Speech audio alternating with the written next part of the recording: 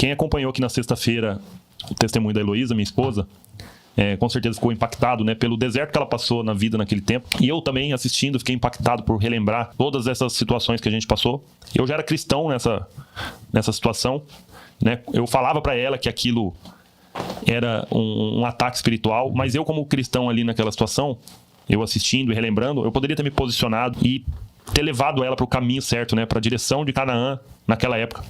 Mas, diante das circunstâncias, nós ficamos vivendo aquele deserto por muitos anos, ficamos uns 3, 4 anos mais ou menos. Foi uma situação assim difícil, foi uma época da nossa vida bem difícil. E foi o deserto que a Heloísa precisou passar, né? E eu até estava conversando com ela um dia depois, né, que ela deu o testemunho. E eu comentei assim: amor, você precisou passar por isso para Deus te trazer para perto dele.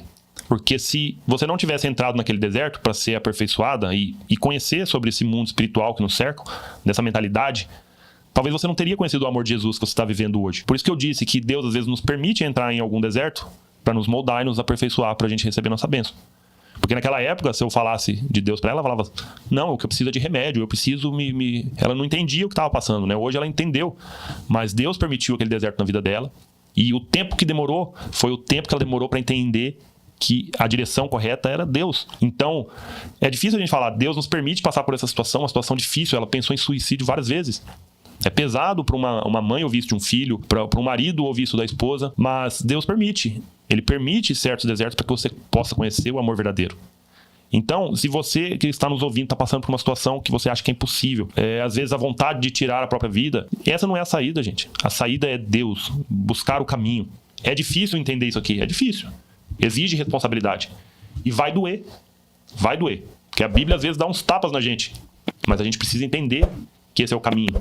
É difícil a gente sair da zona de conforto, sair do Egito, dessa época de escravidão. Tem a passagem de Jesus também. Tem várias passagens que falam sobre o deserto aqui na Bíblia. E o deserto nada mais é que essa mentalidade de escassez, a gente trazendo para os dias atuais, né? Nós não temos deserto em todos os lugares, mas os desertos emocionais que passamos, que é aquele momento de escassez da nossa vida, aquele momento que falta tudo, aquele momento que você está totalmente vulnerável, que o inimigo zomba da sua cara. E Jesus passou por isso, né? Que Jesus é o grande coach da humanidade, né?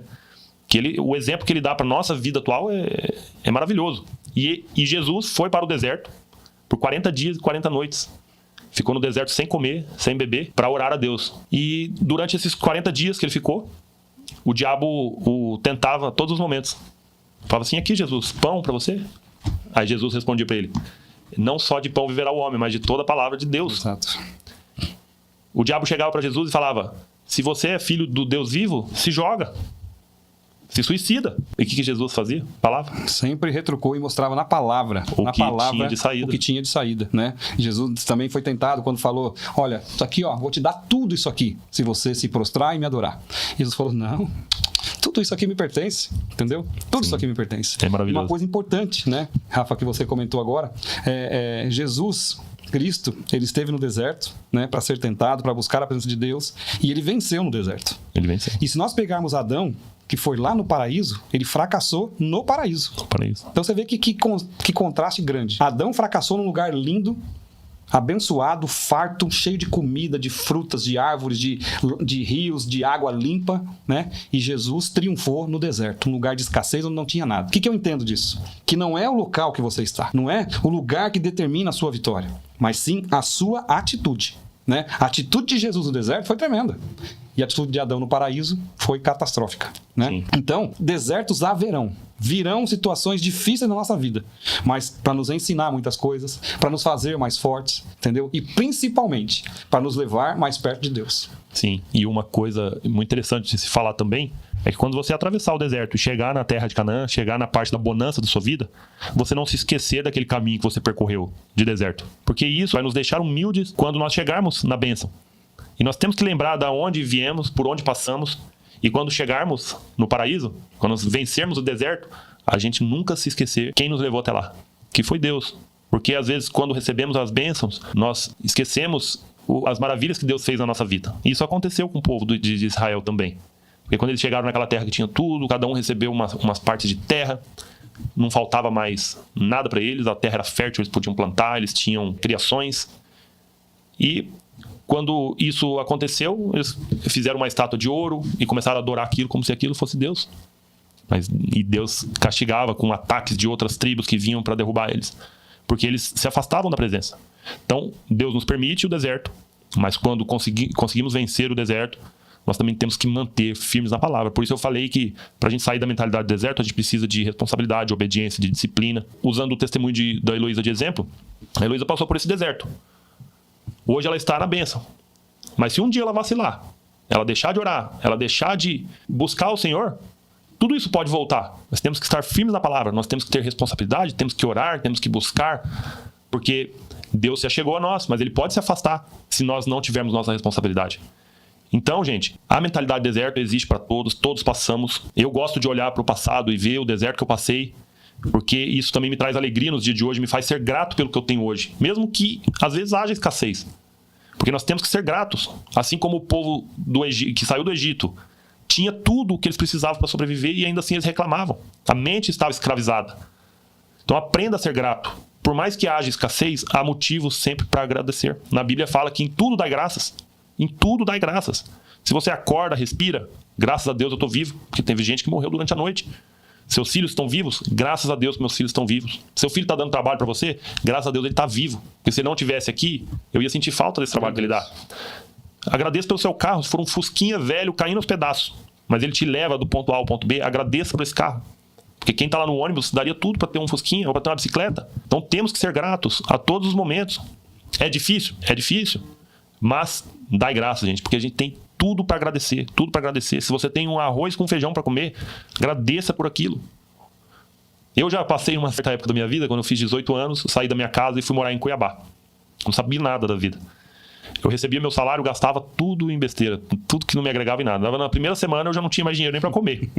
Aí morava eu e um primo meu, a gente fazia um bolinho, chamava bolinho FFF. Eu não posso falar o significado, que é ferrado, e os outros 2 Fs. Vocês podem interpretar aí da maneira que vocês quiserem. Que era farinha de trigo com água e a gente fritava. Meu Deus. Ficava um bolinho de trigo. Gente, que situação que a gente passava.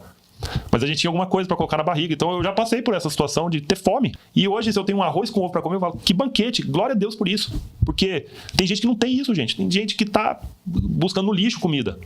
E se você tem arroz e feijão para comer, é um motivo para dar graças. O seu deserto ainda não tá tão pesado. E o povo que saiu do Egito, o maná caía do céu. Pensa que maravilha, Deus alimentava eles de uma forma indescritível. E ainda assim eles reclamavam. Poxa, só tô comendo maná, só tô comendo bolinho de trigo. Pô, graças a Deus tinha trigo para comer, porque senão eu ia morrer de fome. E assim, temos que ser gratos, temos que dar graças a tudo que temos. Enfrentar o deserto como um aprendizado. Suportar a prova. Suportar cada situação. Se tivéssemos desistido na época que a Heloísa passou por tudo aquilo, nós poderíamos ter voltado para o Brasil, ficar perto da família, o conforto seria melhor. Mas será que Deus faria a prova dele na nossa vida? Será que nós íamos suportar o deserto que estávamos passando para receber as bênçãos de Deus? Porque se ele trouxe nós para esse país, ele tem um propósito na nossa vida. Porque senão ele teria nos levado de volta já, de alguma forma. Nem que fosse na marra. Mas ele tinha um propósito pra gente. A gente podia desistir, falar, meu Deus, eu não preciso passar por isso, eu vou lá pro lar da minha família. Mas não, Deus estava nos moldando. Se tivéssemos voltado naquela época, talvez a Heloísa não teria encontrado com Jesus, porque ela voltaria para um conforto, talvez iria para um psiquiatra, e não iria conhecer o amor de Jesus. Mas Deus permitiu que ela ficasse e passasse por aquela prova para que ela pudesse conhecer o amor de Jesus. Então, o deserto, ele nos ensina, gente, seja persistente, por mais que demore 40 anos. Isso só vai depender de você, da sua mentalidade. Uma chavinha que você vai ter que mudar na sua vida para que você receba essa bênção.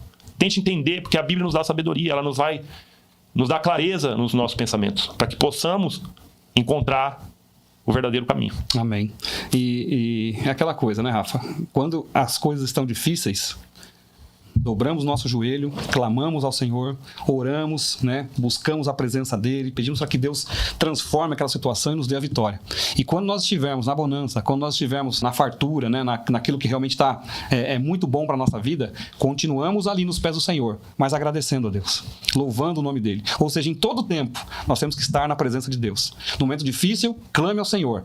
No momento de alegria, louve ao Senhor e agradeça a Ele o tempo todo. Agradeça a Deus por tudo aquilo que Ele tem feito, porque ninguém fica no deserto a vida toda. Nós precisamos mudar a nossa mentalidade. Você pode mudar a tua história, você pode transformar o rumo da tua vida, né? Nós temos passado, presente e futuro.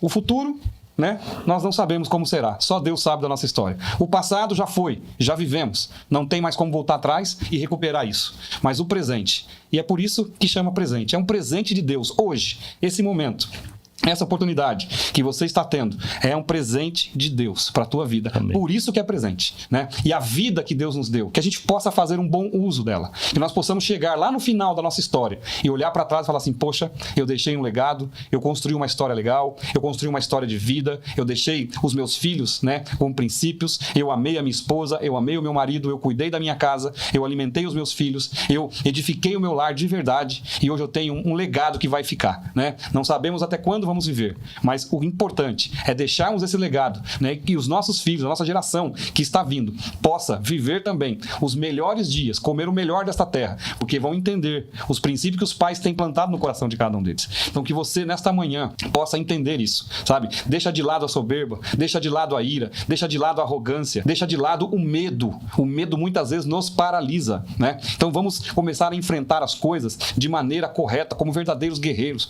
como pessoas que acreditam e que sabem que o Senhor está nos capacitando, né? Não vamos agir com arrogância, com soberba, com nada disso. Há uma ilustração que diz, né, que certo homem era um homem muito simples, humilde, trabalhava no plantio ali na roça, né, como falavam, e ele foi trabalhando, foi se especializando, foi crescendo, e de empregado se tornou patrão, e de patrão se tornou um grande fazendeiro, e quando ele chegou naquela situação boa, o que ele fez? Ele guardou aquelas roupas velhas que ele tinha, aquela bota surrada, aquela camisa suja, encardida, aquela calça surrada que ele trabalhava na roça, e ele guardou também a enxada que ele usava. Colocou tudo num baú e enterrou no quintal da fazenda dele. E todas as vezes que ele percebia que ele estava sendo um homem arrogante e soberbo, ele corria lá naquele lugar, desenterrava aquele baú e olhava para aquelas roupas e para aquela enxada, para ele entender de onde ele saiu, onde ele começou a vida dele. E ele não podia se tornar aquela pessoa. Então que você também aprenda dessa forma. O deserto tem um ponto final.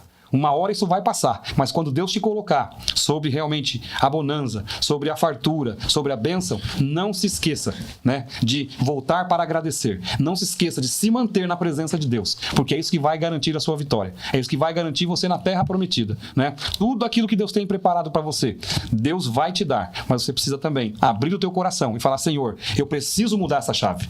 Eu preciso tirar do meu coração esse espírito de escravidão, né? Tudo que me falaram no passado, talvez alguém jogou uma maldição na tua vida, talvez o seu avô, o seu bisavô, até o seu pai ou sua mãe falou que você não seria ninguém, que você não daria em nada, que você não chegaria em lugar nenhum. Isso é mentira. Isso é mentira. Em nome de Jesus, eu declaro agora que essa palavra de maldição está sendo quebrada da sua vida. Amém. Está sendo quebrada da sua família. A sua história vai ser mudada. Você tem que declarar que a partir de você é bênção, é uma nova história. É uma nova história. Eu fiz isso na minha vida. Eu ouvi muito do meu avô coisas ruins, mas um dia eu falei, a partir de mim, essa história vai mudar. A partir de mim, será uma nova vida. Eu serei próspero, a minha família será próspera, a minha geração será próspera, os meus filhos, né, a descendência que vier de mim, serão prósperos e serão muito melhores do que eu. Amém. É isso que nós temos que desejar para o nosso coração. É possível mudar a sua história. É possível mudar a sua história. Deus tem o melhor para você. Deus tem o melhor. E o mais importante, mesmo aquele povo estando no deserto, murmurando, reclamando, sendo rebelde, Deus nunca os abandonou. Amém. Olha que tremendo. Deus nunca os abandonou. Então você pode estar aí desesperado, falar, poxa, Deus não olha para mim. Você que se engana. Você se engana, porque Deus olha para você o tempo todo. Quantas vezes, queridos, eu dobro meu joelho lá no meu quartinho de guerra. Eu falo, Senhor, o Senhor não está ouvindo minha oração? Parece que nada acontece. Parece que o céu está de bronze. Mas depois eu retomo a consciência e falo, não, peraí. Deus está o tempo todo aqui. Deus está me ouvindo o tempo todo. Ele está trabalhando. Ele está trabalhando. Então eu tenho que descansar, eu tenho que esperar no Senhor. Porque não é o meu tempo. Sim. É o tempo de Deus, é aquilo que Deus tem para mim, no tempo certo. E eu preciso entender. Então, às vezes, aí é onde você muda a sua oração. Fala, Senhor, então olha, me dá paz. Acalma o meu coração. Me dá paz para eu simplesmente esperar no Senhor. Está aqui, ó, o que eu estou passando, está aqui as minhas angústias, os meus desesperos, as minhas frustrações, os meus medos, né? E os meus planos e os meus sonhos. Estão aqui, ó. Faça a tua vontade no seu tempo e me ensina a esperar. Amém. A esperar e esperar em paz. Sim. O que for que tiver que acontecer, Deus vai fazer.